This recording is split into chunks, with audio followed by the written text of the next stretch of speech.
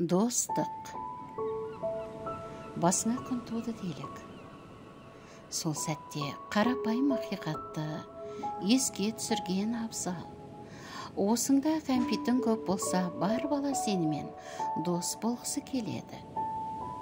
Әсіресе кәмпит үлестіргенді жақсы көрсең, бүкіл көшенің баласы сенің досың болып шыға келеді. Сосын кәмпит таусылады. Тарата берсең, таусылмай қайтсын. Кенет достарың азайып қалады. Ары кетсе жирен шаш бала мен тынпай қыз қалар. Оларға кәмпит бермей-ақ асырсап ойнай бересің. Көлеңкеде отырып әңгіме соғасың. Әткеншекті үндемей аяғыңмен жер сызып тербелесің.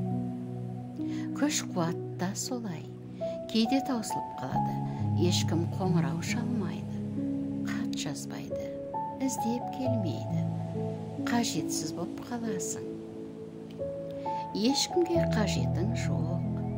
Жирен шаш баламен тынпай қыздан басқасына.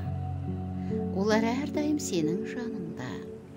Байсың ба, кедейсің бе? Сол екеуі қасыңда. Ең бастысы, оларға сен барсың. Міне, осындай жандармен дос бола білу бақыт. Кәмпитің таусылғанда қасыңда кім қалды? Солармен достығыңды үзбе. Сосын тағы да мереке, той бола жатар. Талай жақсылыққа кенелесің, бірақ бәрінен де жаныңа жақыны. Әткеншекте бірге үндемес ойнағандар ғой. Сенен ештеңе сұрамағандар. Дәнеңе күтпегендер. Жай ғана жаныңнан табылғандар. Дос деген солар. Солар әрдайым жақын болып қала берсін, әрқашан. Анна Кирьянова.